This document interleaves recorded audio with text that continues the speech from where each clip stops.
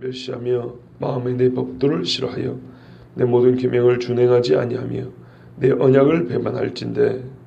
내가 지극히 너희에게 하나님이 오늘 내가 너희에게 놀라운 재앙을 내려 폐병과 열병으로 눈이 어둡고 생명이 쇠약하게 할 것이요 너희가 파종할 것은 없으니 너희의 대적이 그것을 먹을 것이며 내가 너희를 치리니 너희가 너희의 대적에게 취할 것이요 너희를 미워하는 자가 너희를 다스릴 것이며 너희는 쫓는 자가 없어도 도망하리라.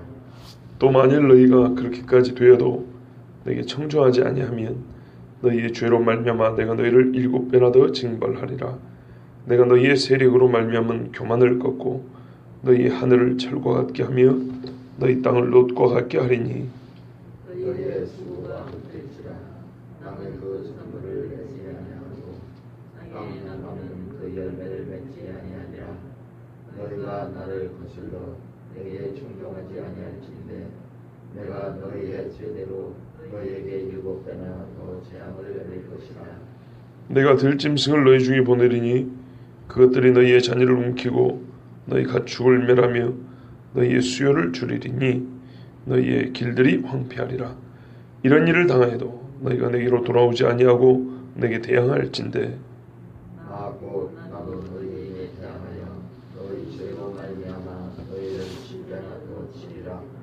내가 칼을 너희에게로 가져다가 언약을 어긴 원수를 갚을 것이며 너희가 성읍에 모일지라도 너희 중에 연병을 보내고 너희를 대적의 손에 넘길 것이며 내가 너희가 의뢰하는 양식을 끊을 때 열여인이 한 화덕에서 너희 떡을 구워 저울에 달아 주리니 너희가 먹어도 배부르지 아니하리라. 못하였으나 그 땅이 황무할 동안에는 쉬게 되리라. 너희 남은 자에게는 그 원수들의 땅에서 내가 그들의 마음을 약하게 하리니 그들은 바람에 불린 일사기의 소리에도 놀라 도망하기를 칼을 피하여 도망하듯 할 것이요 쫓는 자가 없어도 부러질 것이라. 그들을 쫓는 자가 없어도 칼 앞에 있음 같이 서로 짓밟혀 넘어지리니 너희가 원수들을 맞설 힘이 없을 것이요. 같이 봅니다. 너희가 여러 민족 중에서 망하리니 너희의 원수들의 땅이 너희를 삼킬 것이라. 너희 남은 자가 너희의 원수들의 땅에서 자기의 죄로 말미암아 쇠잔하며 그 조상의 죄로 말미암아 그 조상같이 쇠잔하리라. 아멘. 하나님의 법을 불순종하는 것은 상당히 다양한 표현으로 이 불순종의 결과를 설명했습니다. 불순종의 결과 이 한 선인데 여러 가지로 표현을 했습니다. 또 반복되어 말씀하셨습니다. 그만큼 불순종은 양이 많아요. 다 양이고요. 모양도 다양하고요. 횟수도 많아서 다수예요. 순종보다 양도 많고 종류도 많고 횟수도 많고 하여튼 우리 인간의 삶을 보면 하나님 말씀에 순종하는 것보다 불순종이 확실하게 많아요. 확실하게 더 심해요. 그래서 반복하여 강조해서 말씀한 겁니다. 첫째로 하나님의 말씀에 불순종하면 청종하지 아니해요. 이 청종은 그냥 가만히 있는데 들리는 것을 말하는 게 아니에요. 마음을 써서 들을 때 청종이라고 그래요. 하나님의 말씀은 마음을 써서 들어야 들리는 것이고 그렇게 듣는 것이죠.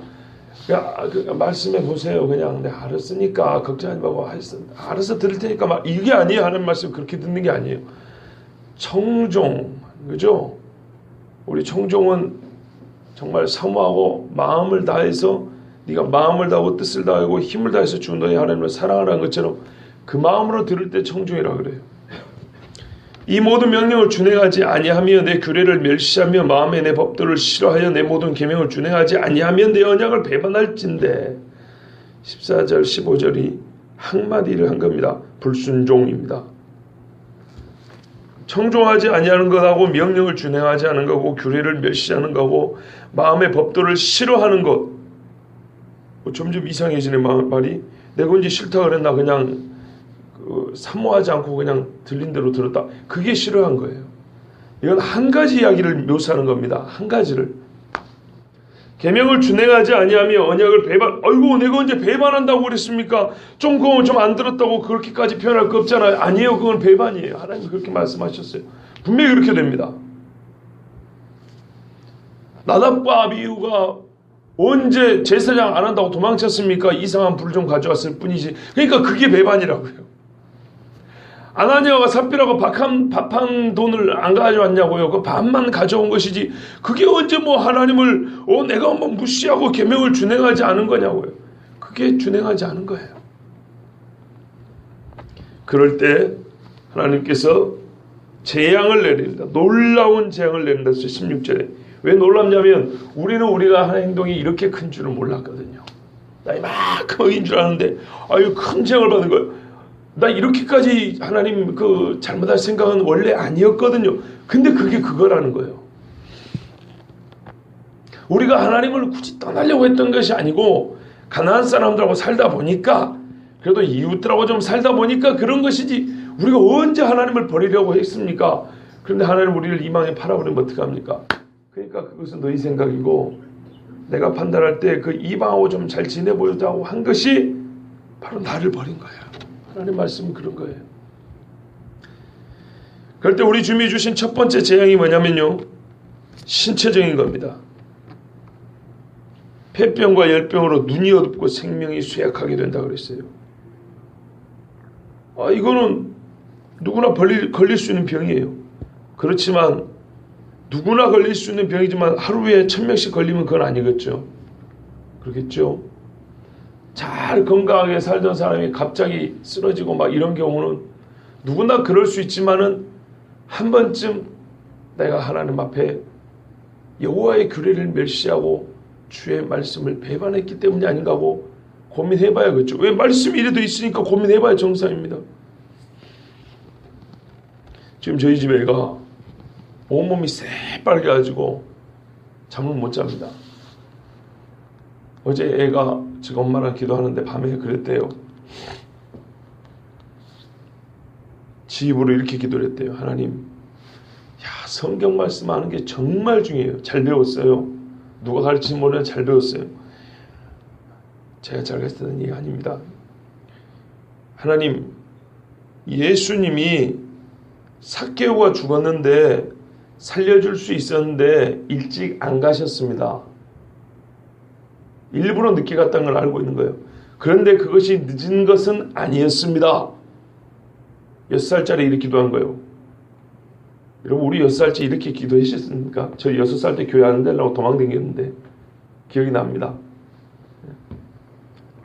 얼마나 성경을 바로 이해하는지 봐보세요. 예수님이 그랬거든요. 이렇게 내가 늦게 간 거는 하나님의 영광을 위해서 일부러 늦게 한 거라고. 그렇기 때문에 이건 늦은 것이지만 늦은 것이 아니에요. 이렇게 기도했다고 6살짜리가 삭개오가 죽을 병이 걸렸는데 예수님이 일찍 가서 고쳐줄 수 있는데 늦게 가셨어요. 그런데 이것은 늦은 것이 아니었습니다.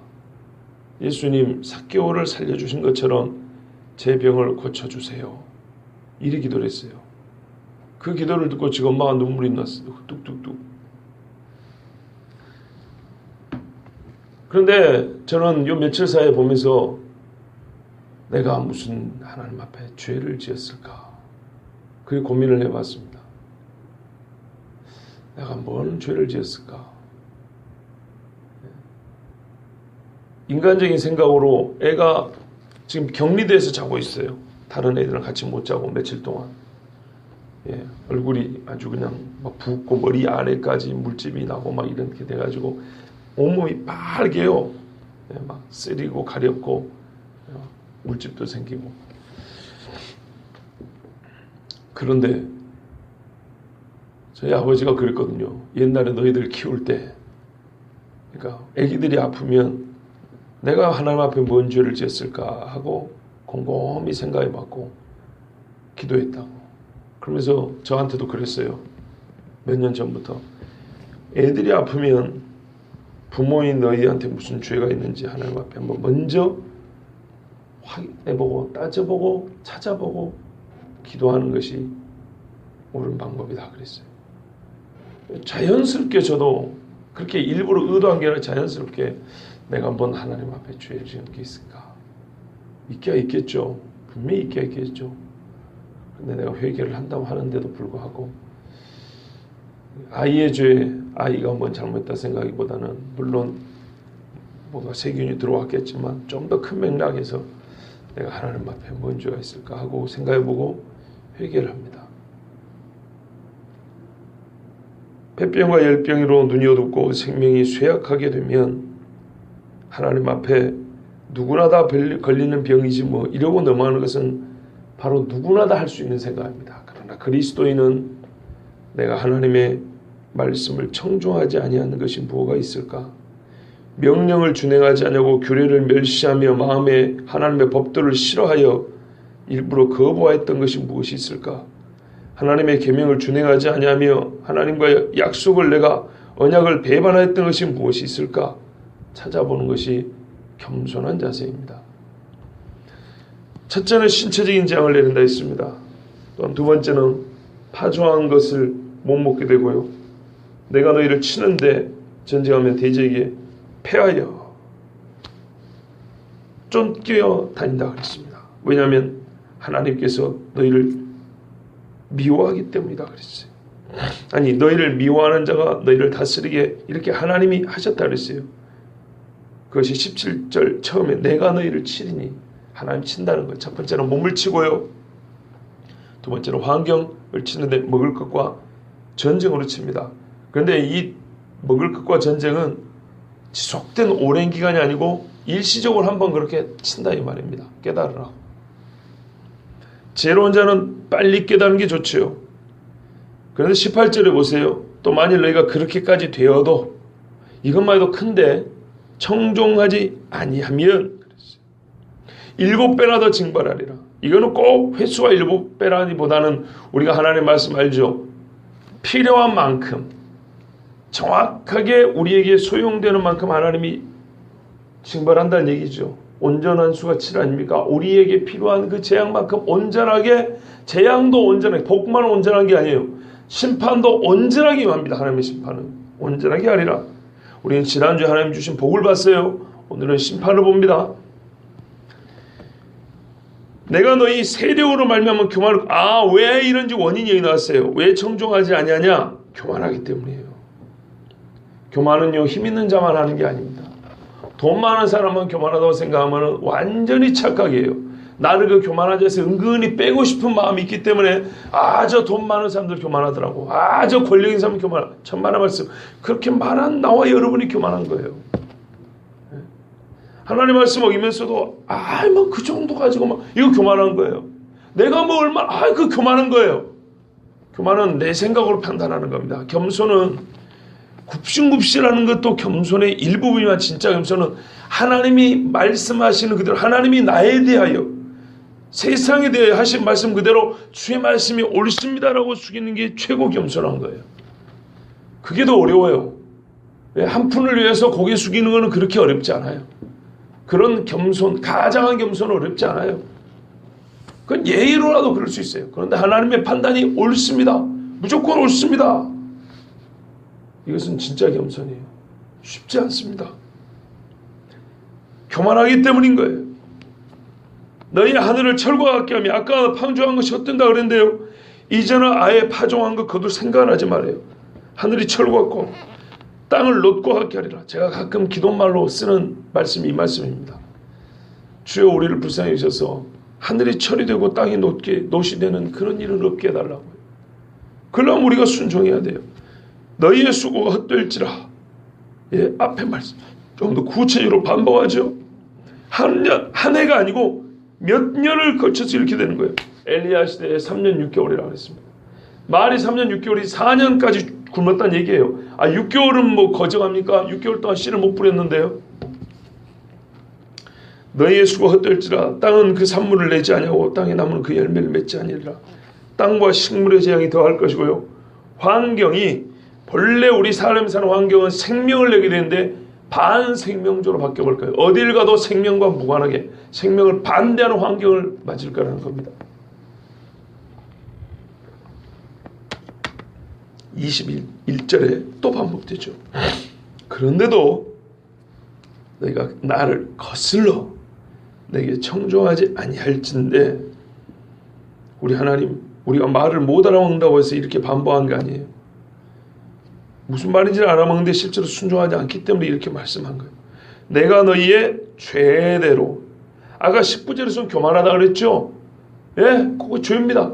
바로 그 교만대로, 죄대로 너희에게 7배나 재앙을 될 것인데, 이번엔 들짐승을 보낸대요. 우리가 26장 앞에 보시면 어디냐면 6절에 사나운 짐승을 그 땅에서 제할 것이요 그랬어요. 실제로 들짐승이 사람을 죽이면은 불뱀이 와서 물어 죽이고 표범이 와서 물어가고, 우리 촌에도 요즘은 무슨 뭐가 많죠? 멧돼지가 많아요. 멧돼지 와서 사람 받아 죽여버립니다.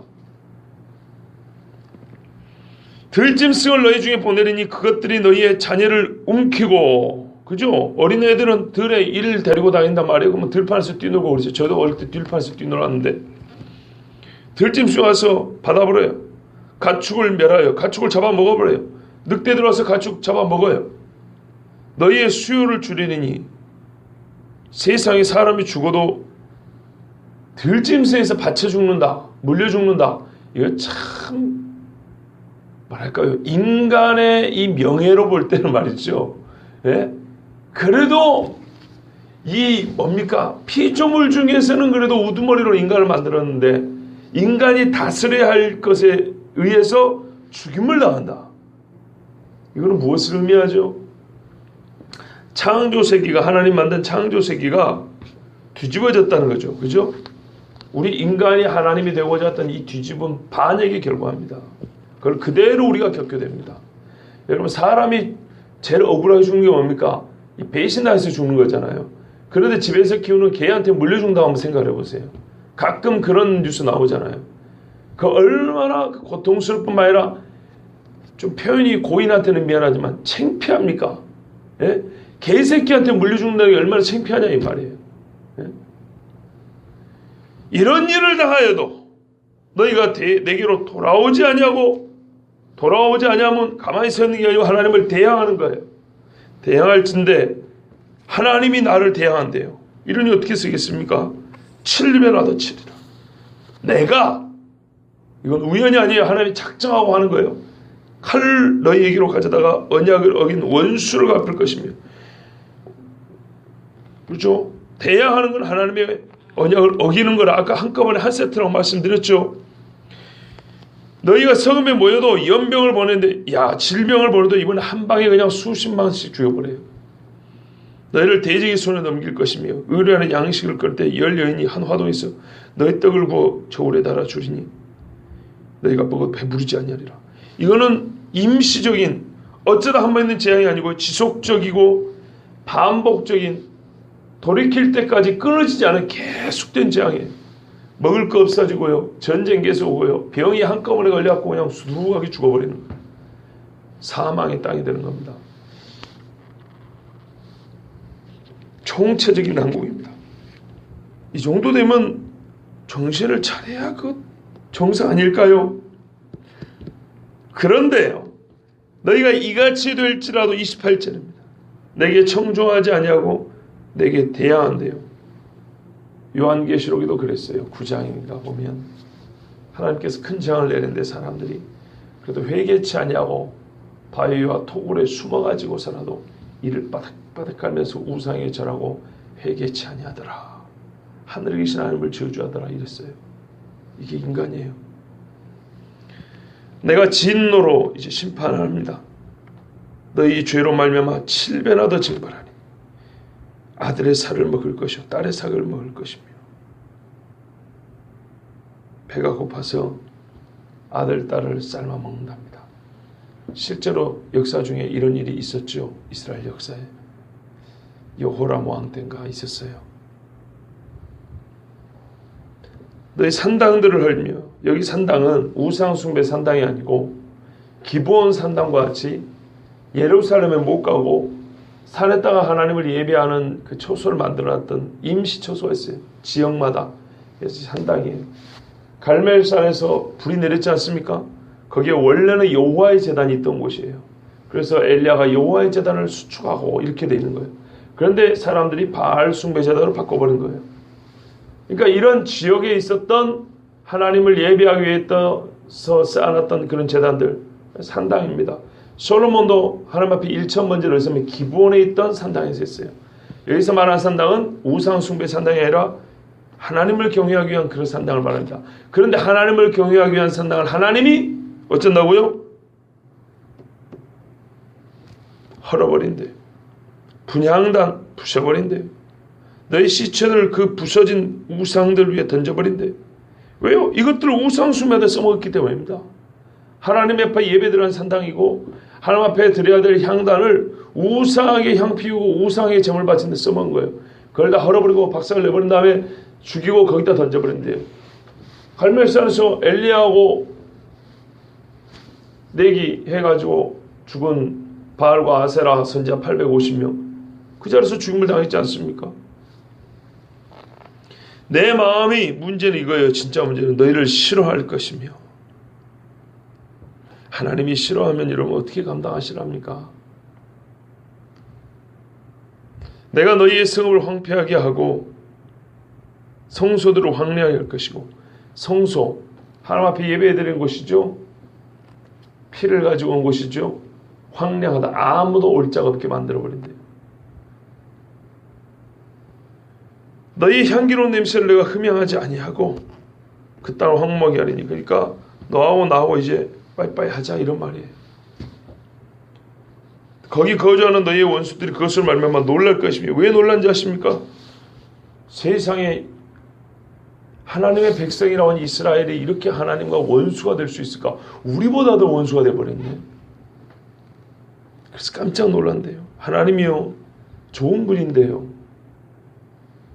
청종하지 아니하고 대양하고 청종하지 아니하고 거역하고 대양하고 청종하지 아니하고 하나님을 싫어하면요 하나님이 이렇게 재앙을 내립니다. 반드시 내립니다.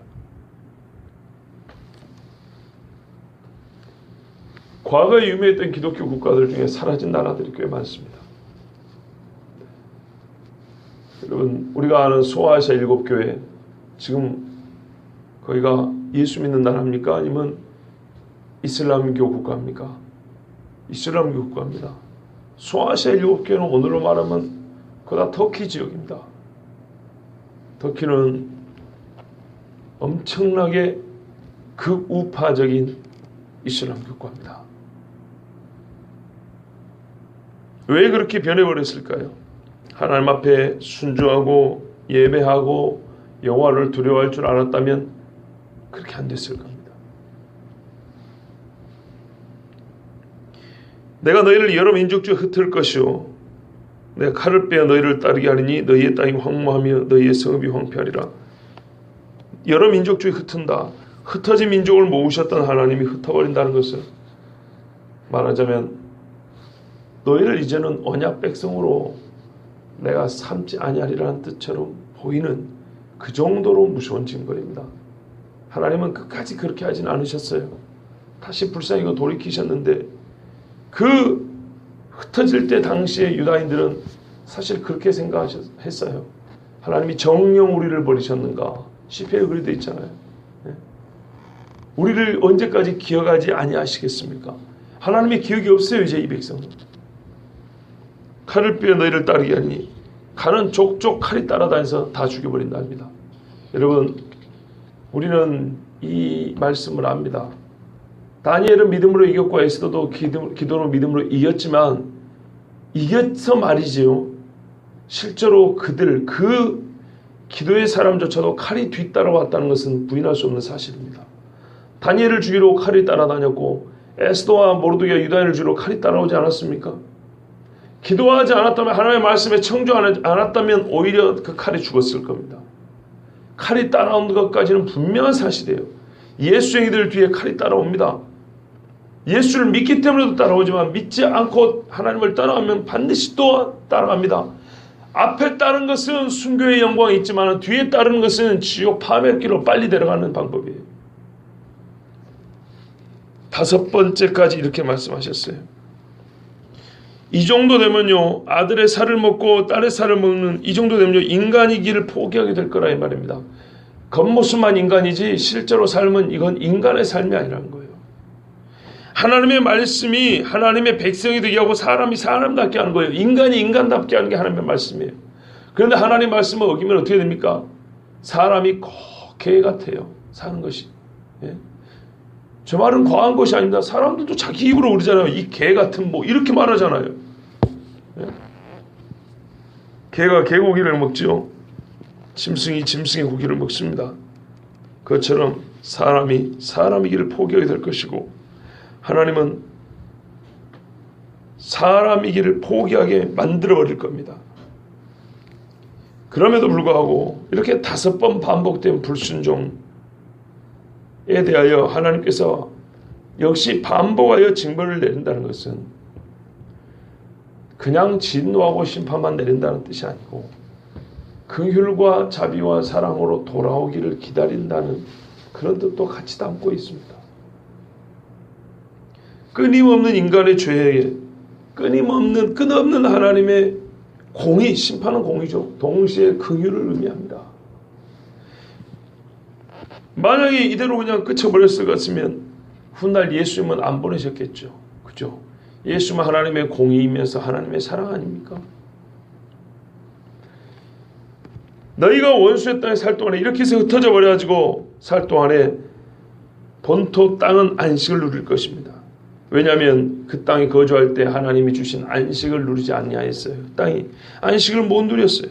사람들이 한 푼 더 보고자 한 조각 떡을 더 먹고자 땅을 쉬지 못하겠어요. 그것이 바로 하나님의 말씀을 거역하고 배역하는 겁니다. 그래서 쉬게 할 거예요. 그리고 그 남은 자들, 원수들의 땅에서 남아있는 자들은 마음이 약해질 거예요. 바람에 불린 잎사귀 소리에도 놀라 도망하기를 칼을 피하여 도망하다 갈 것이고 쫓는 자가 없어도 엎드러질 거예요. 진짜 이거야말로 우리가 지금 보고 있는 에스더서의 유대인들의 형국입니다. 그렇죠? 쫓는 자가 없어도 엎드러질 것이고 그들을 쫓는 자가 없어도 칼 앞에 있음같이 서로 짓밟혀 넘어지니 너희가 원수들에게 맞설 힘이 없을 것이요. 예, 이렇게 돼요. 원수들을 맞설 힘이 없을 거예요. 우리는 하나님 말씀 그대로 보고 있어요. 그대로. 그럼 어떻게 하면 살아요?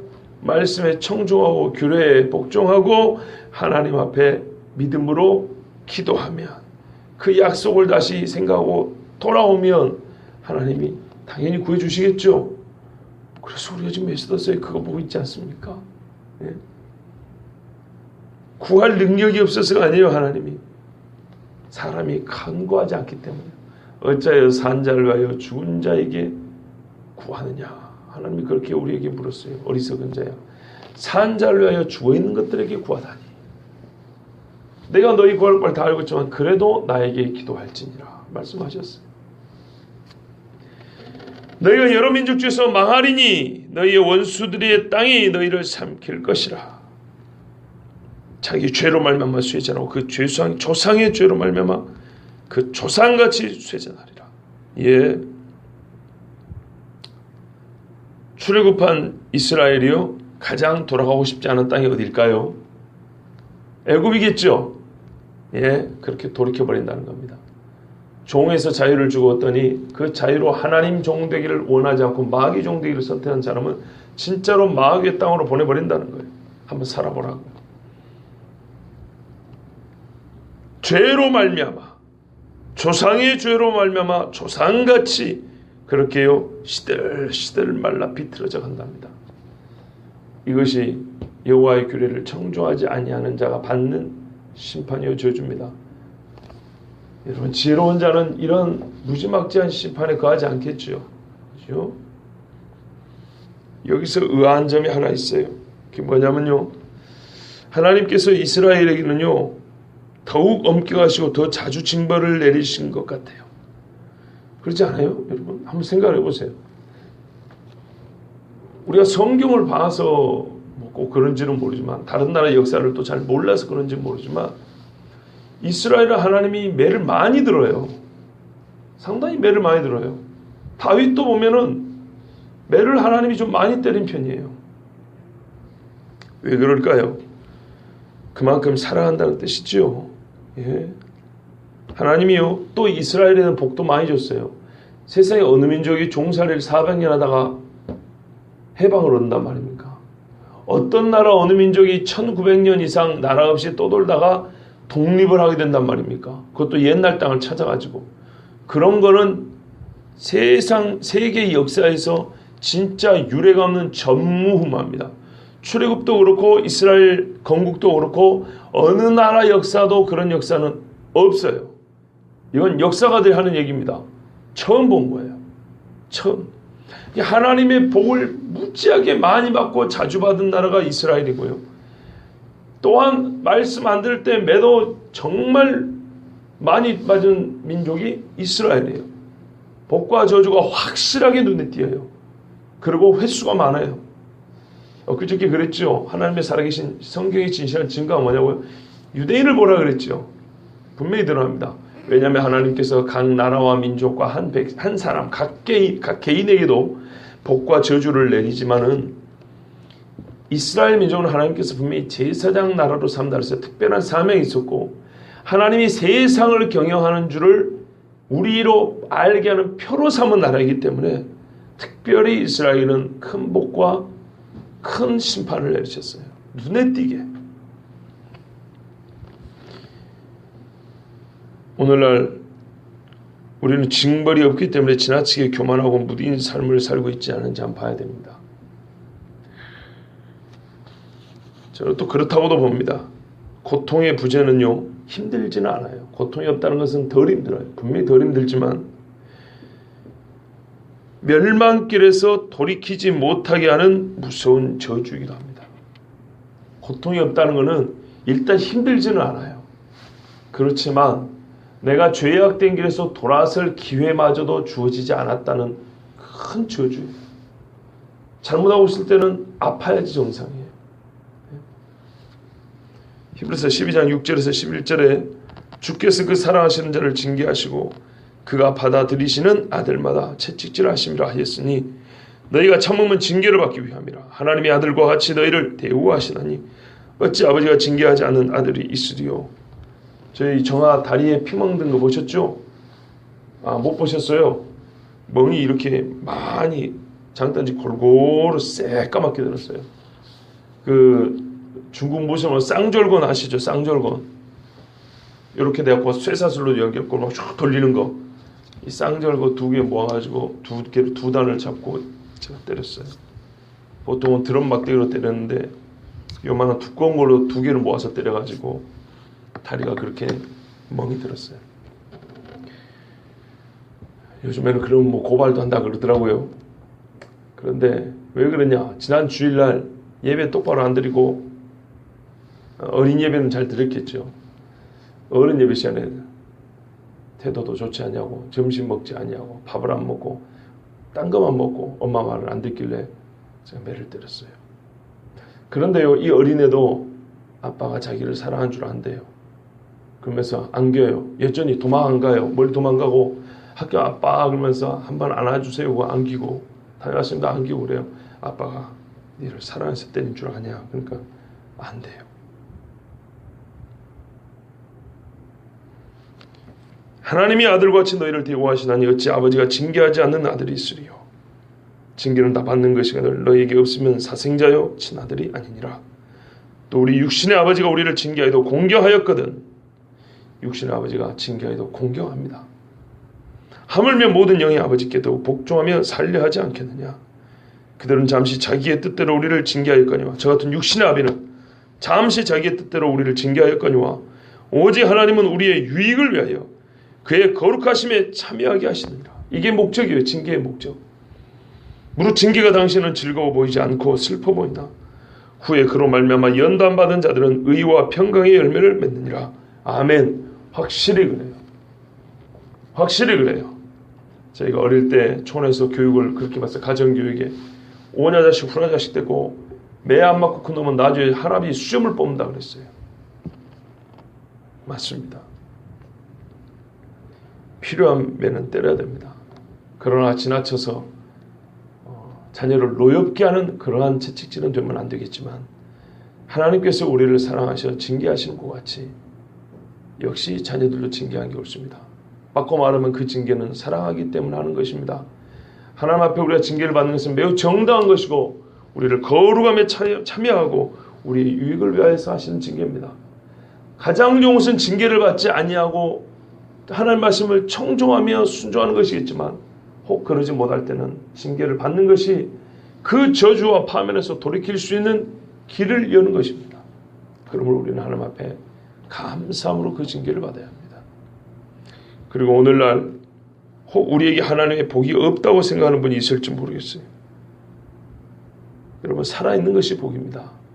봐보세요. 여기서 말하는 저주라는 것들은요. 이 우리가 앞에 읽었던 지난주 앞에 읽었던 것들에 다 반대들이에요. 그죠? 근데 앞에 읽었던 것들에 대해 우리가 복이라고 생각하는 경우 별로 없어요. 우리가 보통 일상생활에서 좀 산다는 것이 다 앞에 13절까지 이야기들이에요. 뿌리면 거두고 일하면 싹 받고 살고 그죠? 젊을 때는 건강하고 나이 들면 병들어서 뭐 갈 때 되면 가고 일반적인 이야기예요. 13절까지 가만히 읽어보면. 그런데 사실은 그 일반적이고 평상시에 일상적인 모습 그게 복이라는 겁니다. 아파보면요. 숨 쉬는 게 얼마나 큰 복인지 알게 되죠. 예. 침을 삼키는 게 얼마나 큰 복인지 침이 질질 흐를 때 되면 깨닫는 거죠. 여러분 우리는 이미 복을 받고 있어요. 살아있는 것이 복이고 주님이 주신 이 일상의 음식을 먹을 수 있어서 씹어먹고 삼키고 소화하고 힘을 얻고 배설할 수 있는 것도 얼마나 큰 힘인지 얼마나 큰 복인지 모릅니다. 예? 정말 감사해야 돼요. 감사. 정말 감사해야 돼요. 감사하는 입술이 있는 사람들 그 삶을 봐보세요. 우리가 그냥 뭡니까 하나의 교훈적으로 하는 경우가 있는데 진짜 그래요. 감사하는 입술은 확실하게 감사할 일이 많아요. 그 사람의 삶에. 불평불만하는 사람 봐보세요. 확실하게 불평불만한 일이 많아요. 나 자신이 혹 남의 걸 보기 좀 미안하면 한 10년씩 그렇게 살아보세요. 감사하면 10년 살아보시고 불평만 10년 한번 살아보세요. 어떻게 되는가. 벌써 나 자신에 나타난 변화들 경험하게 될 겁니다. 여러분 하나님 앞에 말씀에 청종하십시오. 그리고 불순종하면 반드시 하나님 앞에 징벌을 받는 것을 합당히 여기시고 원망하지 마시고 그때는 돌아가면 됩니다. 우리가 지금 창세기, 출애굽기, 레위기 3권 거의 다 봐갑니다. 그런데 오늘 같은 말씀 한두 번 들었습니까? 많이 들었죠. 66권 읽다 보면 오늘 같은 말씀 몇 번이나 더 들을까요? 부지기수로 더 들을 겁니다. 그러면 왜 하나님이 이 똑같은 이야기를 창세기, 출애굽기, 레위기 3권 읽어도 지금 몇 번을 들은지 모르겠는데 앞으로 계시록까지 하면 엄청 많이 들어요. 왜 이렇게 많이 듣게 하셨을까요? 왜요? 들어도 필요하고 말해도 안 들으니까 그런 거예요. 그럼에도 불구하고 우리를 끝까지 돌이키고 싶은 하나님의 사랑이 있으니까 그런 거예요. 되도록이면 지혜롭게 빨리 들으시길 바랍니다. 예, 기도하십시오. 기도하시면 하나님 확실히 기도하는 사람은 하나님과 마음이 가까워집니다. 예, 마음의 평안도 줍니다. 하나님의 말씀 순종할 힘도 얻습니다. 기도에는 이런 유관함이 없다 그랬습니다.